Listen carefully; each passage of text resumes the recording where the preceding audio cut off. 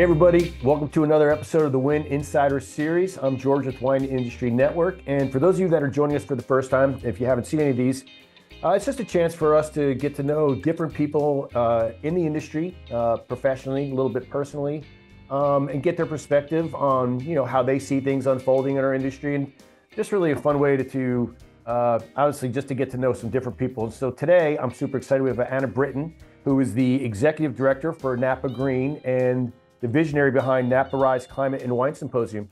Thanks for being here with us, Anna. Thank you for having me. So we're going to get into Napa Green and the Napa RISE event, but just to kind of set the table for that, tell me a little bit about how did you become so passionate about the environment and sustainability? What sparked that for you? Yeah, well, I mean, first I'll say I grew up in the Napa Valley, so I'm a native. And I have a really clear memory. I think, I was always interested in environmental studies, given that it was one of my two majors in college. But I have a very clear memory of standing on my college campus. I went to Williams out in Massachusetts. Mm-hmm. I was reading Bill McKibben's book, The End of Nature. And I stopped in my tracks and I was just struck by the scale of the climate challenges that we were up against and how that was going to impact us. And I decided right then that had to be my work in some way. That had to be my work. And so I've always done work in environmental management and policy, have a master's degree in environmental science, but specifically have worked in the wine space for almost 15 years. Yeah, well, I think that's cool. It's like sometimes those things that inspire us when we're young, that sort of spark that passion where you kind of go, I go out and I'm saving a whale or I'm doing something saving the world, right? Yeah. Sometimes it goes away. Yeah. For a lot of people, right? They kind of go, sounded like a good idea when I was in college, but you went and chased it. So talk a little about your journey from college. I mean, it's a long time between then and what you're doing now, but I'm super curious. I'm always curious to hear how people what they went through, what they learned, and ultimately wound up doing what they're doing. Yeah, I'll try to not go too deep, but it is actually an especially interesting story of how I ended up in the wine industry, because honestly, another thing from my younger years, I was like, I'm leaving, I'm going to college and I'm never coming back to this area. These people are all living in a bubble. I'm going to see the bigger world. I'm done with this, myopic wine world. Yeah. And went out and went to college in Massachusetts, as I said. And then different world. Sorry to interrupt. A different world when you go to up into the New England Northeast area. Different winter. I was like, what am I doing to and then my first job out of college was in Washington, D.C., actually working for the American Institute of Architects on green building. So got into, it's sort of a world of certification, interestingly. But then I'd really fallen in love with international travel through a study abroad program in college. And so I decided to go off to Vietnam and teach.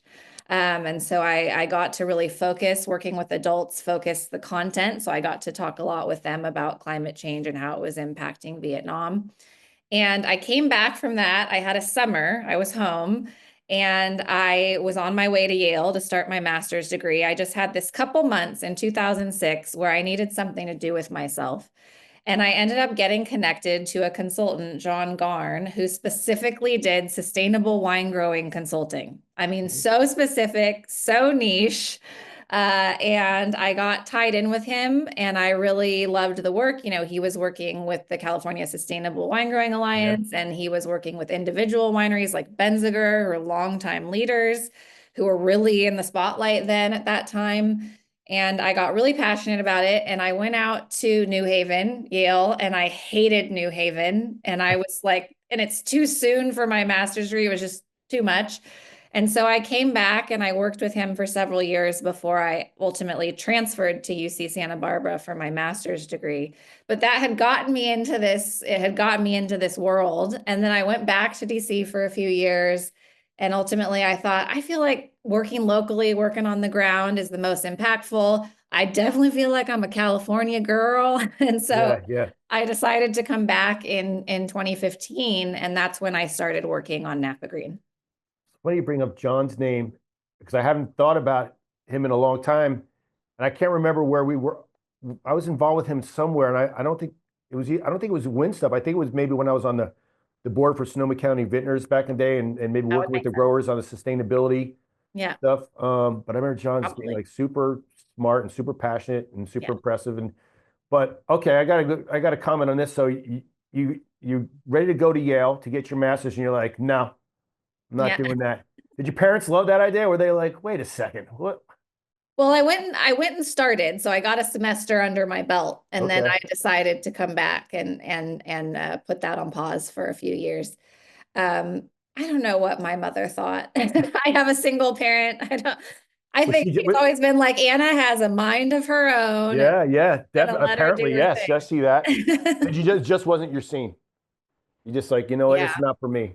No, it was, yeah, and it was just too soon. I had graduated from college in 2004, and suddenly I'm back in school again in 2006. And I was like, I haven't had enough time in the world in between Yeah, school. So, that's interesting. I have two daughters. You probably would have made me a little crazy, I think. You know, yeah. like, oh my God, what now? What? Vietnam? Like, what was Yeah, that? What was that like in I Vietnam? know. Like, I've done a lot of different things.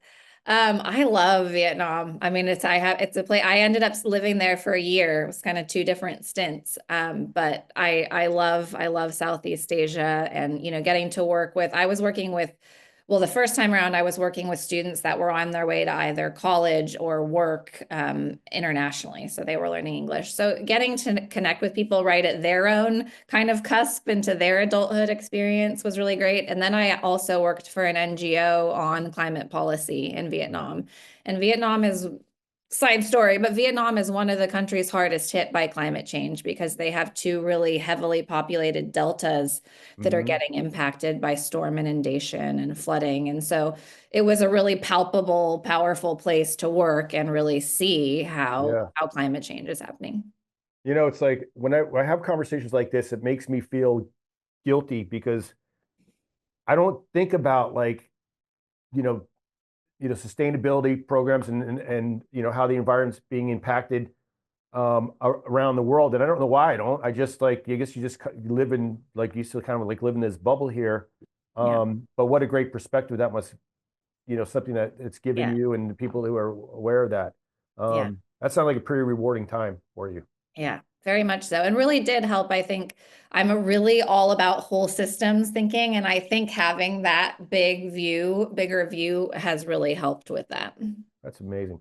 All right, let's get into Napa Green. So what inspired that? Talk about and maybe for those of us in the audience that aren't familiar, maybe we should start with that and then Yeah. talk a little bit of how you got that going.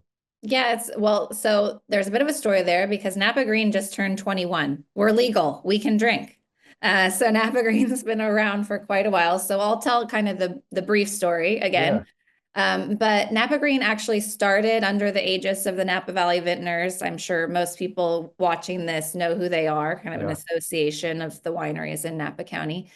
And back in 2004, the Napa River just wasn't doing that great. There were a lot of erosion concerns and sediment concerns, and the watershed just needed some stewardship and some caretaking. And so they formed Napa Green Land to really help growers with that erosion prevention and really play a proactive role in watershed health. And so that got going for a couple of years. And then in 2008, they said we should probably add a winery side program and not just have it be vineyard side. And so that's when John and I were consultants actually that okay, were brought in to help create the winery program back in 2007, 2008. So that's how far back my connection to Napa Green goes. And I continued about my life. And then in 2015, when I had come back, the vintner set a big goal to have all of their members participating in Napa Green, okay, but how to meet that goal. And so that's where I came back in to help them grow the program and engage growers. And then in 2019, we decided to become our own nonprofit. That would kind of helped us, although it was a tough time to become your own nonprofit right yeah, before yeah. COVID. Jeez. But the idea was to diversify our funding and not have the vintners be the sole supporter of the program. And then what happened, which is what you want to have happen, everything evolves, whether we like it or not. And so all of the things that had been happening under Napa Green land around erosion and watershed health actually became a regulatory requirement. It was like, Hmm. these are things you gotta do to be a good actor. So at that point, we're like, that's great. Now that leadership has become a standard. And so we completely redeveloped our Vineyard program to focus on kind of that next forward-looking opportunity around regenerative viticulture and climate action and social equity. So we rolled that out in 2022 and have a few years of that under our belt. So is it so it's completely separate from the Napa Valley Vintners now? Is it like do you have your own members? How does that work? Yeah, we're just a standalone nonprofit, and all the members came with us, most of them, and we've built more members since then. Of course, the vintners, remain really huge community partners and supporters. But yeah, we've been a standalone nonprofit for a little over 5 years. Okay. Now, how different is it from other sustainability programs? Because I think sometimes people get confused, like Lodi's got there and Sonoma County's got theirs, and you've got your own checklists. Are they that much? They can't be that much different, can they? Or are they that much different? There's some pretty significant differences. And yes, I know. So I will say there's 7 sustainable wine growing programs in the US. And depending how you parse it, there's 15 to 20 altogether globally. So yeah, just on this one topic, imagine that there's so Yeah. many programs. I think some of the things that can set them apart from each other is some programs are only focused on the vineyard. Okay. And we think it's really important to work soil to bottle, as we call it. So Yeah. having both a vineyard and a winery program. And I think so first, there's also just differences in what the requirements are, what the priorities are. Certainly, there's a lot of overlap across programs. But ours is a standards and performance-based program, meaning there's certain things you got to do, and we're tracking actual improvement and making sure it's making change. So our goal is just really to set a really, really high bar is the goal of our program. I mean, I would imagine that most of the programs are all have the same things in common, right? So do you work together with some of these other organizations, or are you're not competing, right? Because you're focused on a region, but how does that Yeah, work? there's like a terrible term I heard, but it's kind of like co-opetition. Okay. We all know each other and love each other. We try to meet annually and keep each other updated on what we're doing, and Yeah. especially like programming or workshops where we like to cross support. So yeah, we all know each other and are supportive of each other. And right now we're obviously primarily Napa focused. We've started working a little bit beyond Napa, and Lodi's Lodi focused, and there's a program SIP, Sustainability and Practice, is more Central Coast focused. Yeah. So we're kind of in our regions other than the statewide California Sustainable Program. I think I could see where that makes sense though, because even though there's a lot of things we have in common within different regions, we also have things that we don't have in common. We have specific issues that really maybe are that the folks in Paso have to deal with that the folks up here don't have to deal with, and vice versa. So I think that makes sense. Yeah, there are some specifics to each program in terms of, yeah, some of the issues like regulatory issues are very specific to certain areas and not to others. So, Yeah. Tell me about the 6 pillars of sustainability, because I know that's kind of really one of the foundations on how what the program's based on, right? yeah, I think one of the things I most commonly hear to this day, and on some level it's fair, is like, what does sustainability mean? Does it mean anything? Is it just a load of hooey? Is it Yeah. greenwashing? Is there any substance behind it? Why don't we use a new word? I mean, in some ways I wish we could, but we're pretty stuck with it for now. Yeah. Yeah. And so I kind of heard that like one too many times a few years ago, and I pounded my fist on the table and I said, no, there are really 6 core pillars that anyone in this space needs to be working on to call themselves leaders. It's 6 pillars. It's not the perfect elevator pitch, Right. but what we focus on is water efficiency, energy efficiency, supply chain and waste prevention, soil health and biodiversity, and the people, caring for people. And then all of that is under the umbrella of climate action and regenerative agriculture. So always thinking whole systems across all 6 of those pillars. And they're Is all it? interconnected, right? None of them stand alone. Did you come up with that yourself, or how did I that? came up with that myself. Wow. What was like, what inspired that? Was that just something like as you were working on one day, sort of like, this is it? Or was it, I'm sure it was like an evolution or maybe a combination of the Yeah, I mean, two, because right? I've been working in this, well, I've always worked in environment in some capacity, but I've been working in the wine industry for a decade at that point. And so we had these clear different areas we were working on, but they hadn't been framed up cohesively. Right. And yeah, it just hit me. I was like, there are six pillars, and that has been effective. It's interesting that that's resonated with people.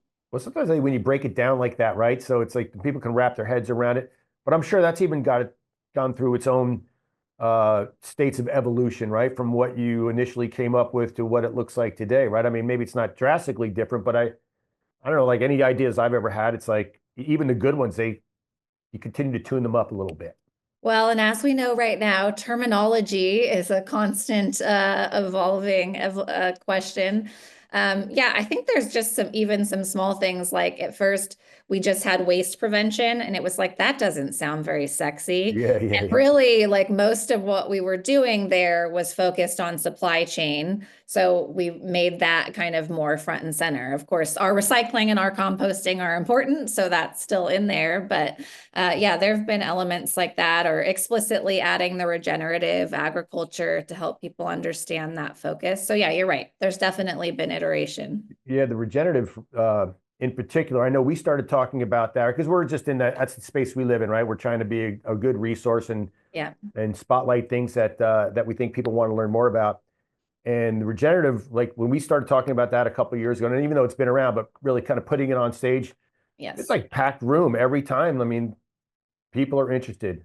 It's the hot topic right now for sure. Yeah. And I think for our growers, especially up here in the North Coast, I think anything that to some degree, some of the, sustainability or regenerative farming, things that you can, talk about, in terms of how you farm, is becoming, as a way to separate yourself from maybe folks that don't do that, right? Because they're Right. working hard to make their fruit attractive, and the wineries, are trying to make their wines attractive to the consumers that care about things like that. And so, are you Yeah. seeing? I don't know some things I know in advance, and I ask a question. Some things I don't know. So I don't know this. Like, is 99% of the growers and wineries in Napa like on board? They love what you're doing. Are you constantly having to like continue to recruit and educate? Like, talk a little bit about that. Yeah, so I'd say between the winery and vineyard program, we have about a quarter Okay. of the possible vineyards and wineries. So I think that's impressive. There's Yeah. also a lot more people we could always be working with. So we are in a steady state of expansion. I think so. We've got close to 95 certified wineries, and then, like I said, we completely relaunched the vineyard program and have been building that up since 2022. So at this point, we have over 90 vineyards and over 50 growers involved in that vineyard program, around 7,000 vineyard acres. And then it's a whole property certification. So Yeah. 16,000 total property acres. But yeah, it is a consistent process of bringing more people to the table, and more people come to the table for different reasons. Yeah. So some of them it's, I really care about this and this is a thing I want to do. And for some people, it's like, you know what, my distributor just told me I have to have a certification. And so it's time to do this. And we're happy to work with people for whatever reason, because we just want to help them make change. Well, sometimes once you get them in for whatever reason, they kind of go, "Hey, this is pretty good. It's not so bad." It's actually, maybe my fruit's better than it was before, for whatever reason. But so are you like a recruiter? Like, I mean, are you the person that goes and sits down with people? Because I'm sure you have some targets that maybe aren't members yet. They go, "We got to get this guy." Do you do that? Well, so I'm lucky and we are unique in that we have an expert team. So most certifications are, I don't want to say just, but they have a set of standards and then you figure out how to do it. And then a Yes. third party auditor comes out and validates that you're doing what you're saying you're doing. Whereas we have, I think this comes from my history of consulting. I've built up an expert team that actually provides a lot of direct support Yeah. to growers and vintners in achieving the certification because it is a lot. Yeah. So one of the benefits of tapping in, once you tap in, a lot of people start to realize, wow, there's like an incredible resource here. There's people here to help us and Yeah. workshops and events, and which we'll talk about. And so I am now a little more disconnected from that, like direct going Right. out and having those meetings, but I've got the team that does. But if you've got a member like a big grower or a big winery who's on the fence, were you about being a member at all? Like, Yeah. you get involved in those, I I imagine. do. I do. Yes, I definitely do. I wish I could sit down with every set of leadership in in the area, but Yeah, time. no, yeah, time is limited, but I want to I get sucked into those things too sometimes. I have a good team too, but it's like there's certain times where I'm like, okay, Yeah. I need to be a part of this conversation. Yes. Um, what are the biggest objections that they have to overcome when people are like, is it just the money? Is it the work? Is it like just, and let me preface it with this. So I'm partners on a small wine brand, and my partners are like in their fifth generation grape Yeah. growers. So they've been around for a long time, and in the early days of when the Sonoma County was trying to get everybody on board, they were kind of like they're old school guys. They're awesome, great farmers, but like we are sustainable. We've been doing this for 100 years, you know what I mean, like or more. What Yeah. are some of the? Do you have objections like that, or what are some things you have to overcome? Yeah, I'd say there's three main challenge areas that we get. The number one that people bring out is money. Yeah, And of course, there can be investments, and there is an investment to be certified. But we are actually really focused on helping people improve efficiency. And yeah, I think like with anything, there's this initial hill to get over, but often on the other side of the transition, there's a lot of savings and added resilience and reduced disease and pest pressure and reduced input costs. But there is that hill to get over. And so finances, certainly at this moment in the industry, yeah, are a strong conversation. The next one is just the time commitment. Often, the people that are coming to work on this are wearing a lot of hats. It's like yeah, I'm the winemaker, and I'm going to be our sustainability manager, and I'm going to, do all these things. yeah, So it's really mostly the truly biggest challenge, I would say, is being willing to put in the time and make that commitment. And then the last reason you just hit on that some people don't come to the table is just, I've always done it this way. It's always worked. I know what I'm doing, and I don't yeah, need any of these new ideas. I mean, yeah. just inertia. Inertia is the final challenge. Yeah, it's tough to get people to change. I don't care what industry or what you're talking about. It's just Yeah, change is hard, and it it is. we have these conversations a lot about the state of our current state of the industry, especially up here, in our neighborhood. And the one thing I say, like I say it all the time, it's like there's no one silver bullet that's going to fix everything. I wish. And I wish too, or I wish there were do the A, B, and C, and you're going to be fine. I don't know what that is. Nobody Yeah, knows what that is, but I know one thing for sure. It's like do not keep doing what you're doing and yeah, expecting that things yeah. are going to Well, you don't wait it out because it's yeah. like you will not be able to wait it out. You're going to have to make some changes. And that's the other thing I'll say. It connects to something you said earlier. I would honestly say, I can't say I've done a statistically significant study, but I would say the people that I'm seeing that are still doing pretty good on their sales, or even maybe increasing on their sales, are people that are being willing to innovate right now and Yeah. lean into regenerative practices and lean into trying new packaging, lean into telling new stories and engaging with their consumers in new ways. So it's not just the like, yes, we absolutely all need to be building more resilience to these climatic changes that are happening, but it's also building resilience in the marketplace. And Yeah. we really see a lot of this sustainability and regeneration and climate action leaning into that, actually helping a lot of businesses and helping even with their team engagement and how teams feel about working at these places. So No, I agree. The other thing that I've said on a few of these conversations is I know how hard, it's very hard out there. We feel it. And we work closely with a lot of different companies who are definitely feeling it. And I don't know if I'm just being like eternally optimistic, but I do think that we will look back on this period of our industry when we get on the other side of it. Yeah. with a lot of pride, because I think that we're going to be able to look back and go, as an individual basis, business basis, industry basis, go, I'm proud of us. We did a lot of good things. We made some changes. We made some adjustments. Thank God. It like turned out to be, as is often in life, what seems like horrible in the moment. Yeah. Oftentimes you look back and go, if that breakup didn't happen, or I didn't get fired from that job, or I didn't have whatever, Yeah. Yeah. I wouldn't be where I am today. So I'm Yes. grateful. And it's just a matter of keep Yeah. going. Yep. I try to tell myself that everything is always working out. You might not be able to see it yet, but everything is always working out. I know. I've got all these little things. Yeah, you can't see it, but they're all my messages to myself is always Yeah. about like, don't give up, Yeah. and Yeah. there's a million great little Yeah. ways of communicating that, but Yeah. that's Yeah. kind of my motto. All Yeah. right, talk about Napa Rise. Yeah, so we do really regular kind of education and training workshops throughout every year. But for whatever reason, 3 years ago, we decided to be truly insane and also do a world-class climate and wine symposium and really try to, we just saw an opportunity there. There really isn't anything like that for the wine industry. And really also because we all go to plenty of conferences and symposiums, Yep. wanting to do something new and creative and maybe a little more supportive of action and getting in motion to perfectly to what we were just talking about. And so it's a really unique model, and it's organized around our 6 pillars of sustainable wine growing that we just walked through.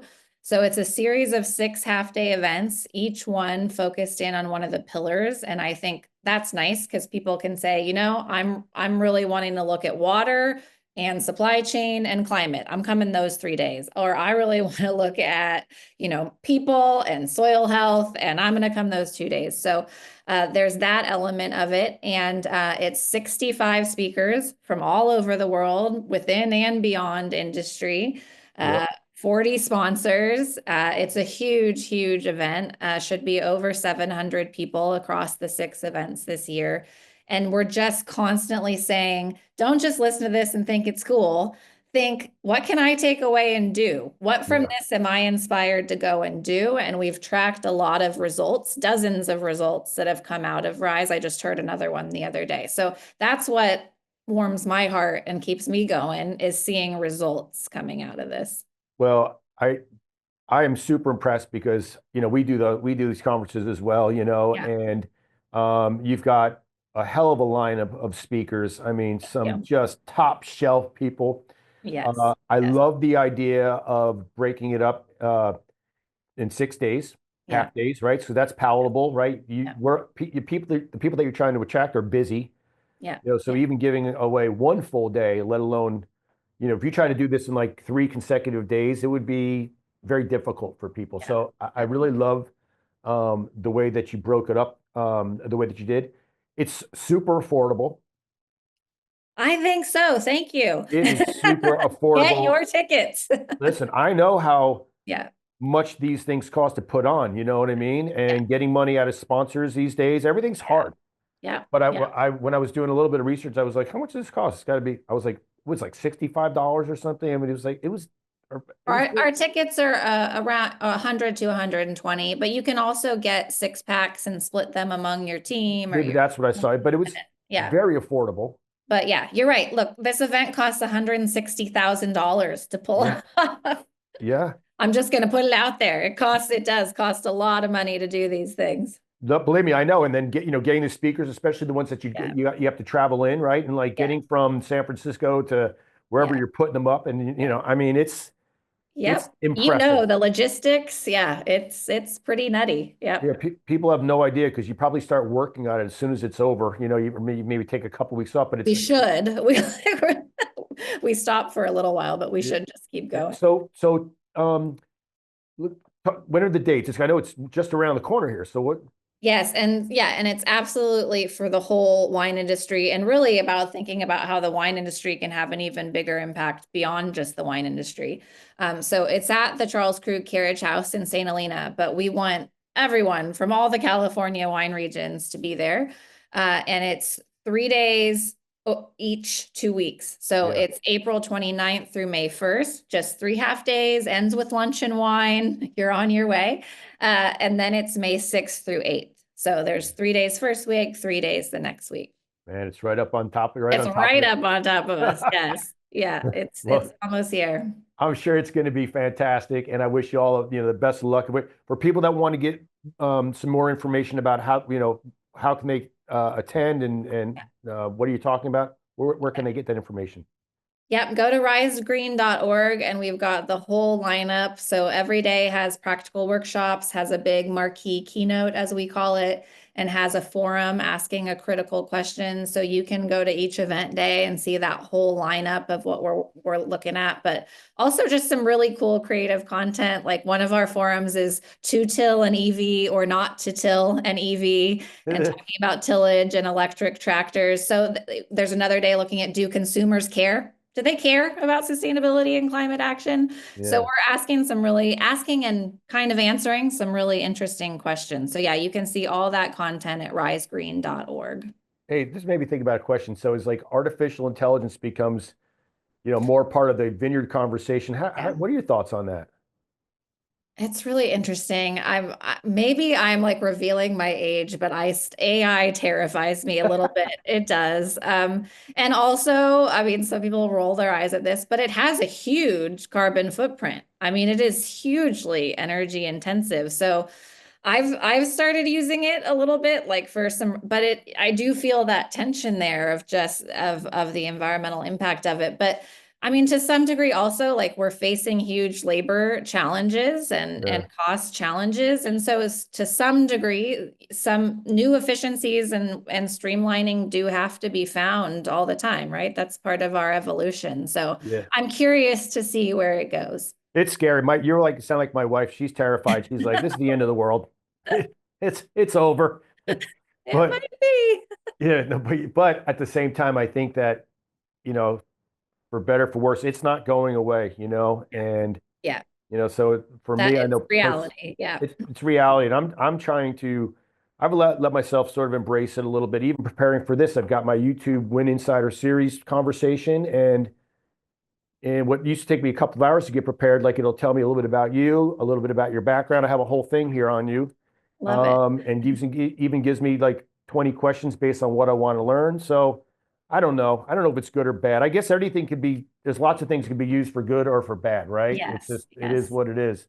Yeah. But I might use that for Rise. I hadn't thought about that. So thank you. Yeah, you trust me. Yeah. It'll save you some time. It's I like mean, some crazy. time. Yeah. I watched the master class. The master class. Yeah. They did a master class. It was like 3 sessions on how to use artificial intelligence as a tool. Watch it. Yeah. Watch Okay. it. It was cool. Taking Um, a note. Taking a note. we're going off on a tangent here. Yeah. Um, what do you think like, so you've been around the wine industry long enough, and we're gonna wrap this thing up pretty quickly, but I always want to ask anybody in the industry, what are your thoughts about, what we're going through as especially I guess in California, um, and what do you think as an industry we need to do differently? As an industry, what do you think we need to do to stop the bleeding? Well, I mean, people are going to think I'm not objective here, but I mean, I really do think that we need to be leaning into this space, especially when we're talking about engaging with new generations and attracting new generations of wine drinkers. And let's face it, like I'm a millennial. I'm right at the end of being a millennial, but I'm a millennial. It's Yeah, not like they're all 19-year-olds that we're trying to attract, well, 21-year-olds yeah, that we're trying to attract to the wine industry.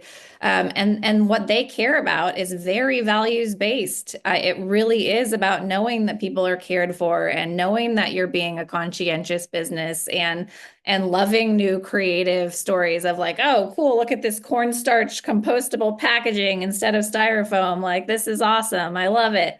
yeah, And I really think there needs to be more leaning into that. And even I see for the people that are leaning into it, this hesitancy to talk about it or put that logo on the label. And customers need quick cues. Like they're not going to spend, unless they use ChatGPT, how much time are they going to spend figuring out your sustainable practices? So they need those quick cues that they can see there. I do think there's an element, like you were talking about, there's an element of there's kind of a correction that needs to happen here, and it's Yeah. uncomfortable, but it's necessary. Reducing some of that acreage and thinking about the bulk wine market, and there's just a necessary correction that's happening. And then, I think we just have to lean into being willing to have some candid conversations around things like, let's not just let whoever set the conversation around the health impacts of wine. We Yeah. got to get into talking about truly balanced objective studies around the health impacts of wine.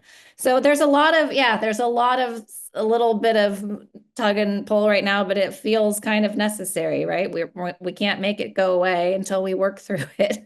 Yeah, yeah. No, I know. I think for me, and I'm starting to see this with some other people that I have these conversations with, when we first started to feel it, because we make most of our money from working with vendors, supporting the vendors for our industry. Yeah. And it's probably around maybe 14 or 15 months ago. And at first I was like in denial, like, okay, everything's going to be fine. People say it's an election year, people are uncertain, blah, blah. Okay. And then nothing really changed, and then I was like, went through like a state of depression. I'm like, Yeah. okay, now I'm depressed because it's like, what's going to happen now? And then probably like the end of last year or beginning of this year was like just full blown acceptance. Like it is what it is, and stop worrying about what used to work or what didn't work or what time. How do we make it work now? Yeah. And I think that's how a lot of people are, I think, are starting to get to that space. And just like we talked about earlier, just be willing to do something different. I also feel like when we get the next generation of leadership in the driver's seat, Yes. as people start to age out, retire, whatever, sell, I think that's going to be a game changer for us as well. They get the next generation of leadership, making those decisions, who care about the same things like you just mentioned. They care, that know inherently that how you farm your grapes, the kind of packaging that you use, like it matters. Yeah. Yeah. And I'm not so I sure. have to tell you, we've had a couple of people, I will not name names, but we've had a couple of people come to the table to get certified that wouldn't do it for years. And I said, well, what changed? Why are you here now? And they said, well, the older person left and the Yeah. younger person came in. And I was like, oh, that makes sense. Yeah, actually, one of our keynotes is going to be Kathy Corazin and her daughter Grace in conversation and talking about some of these generational shifts that are happening. And I think right now too, we really just have to lean into community, which is a big part of what RISE is about, is realizing we're not facing these challenges alone. There's a whole bunch of people that are there that can support each other and help each other make change. And we got to lean into those resources. Yeah, I agree. Well, listen, I don't want to keep you any longer. You got a big event on the horizon. So tell everybody again, if they want to get some information about, because anybody can go to the Napa Anyone RISE can go, Symposium. yes. Plug that again for our audience, please. Yeah, risegreen.org. You can buy tickets to individual days, or you can buy a 6-pack. And if you and a friend or some of your teammates want to go to different days, you can split up that 6-pack. So really, it's very accessible. It includes a really awesome lunch and wine. So for that alone, come and join us. But risegreen.org, yeah, we really want people to leverage this incredible content because it's pretty phenomenal. Like you said, it's a pretty great lineup. I agree. And for anybody who's like, at least go to the website and check out the folks that are speaking. Do that first, at least. And I think you're going to be convinced. And if you haven't been to Krug, the property's incredible. I mean, it's going to be beautiful weather. I mean, it's going to be great. Yes. Thank you for joining us today. That was awesome. Yeah, thank you so much, George. This was a fun conversation. That was good getting to know you a little bit. And for everybody in the audience, thanks for watching. We hope you liked it. Like our YouTube channel. We'll keep you posted on the next Insider series.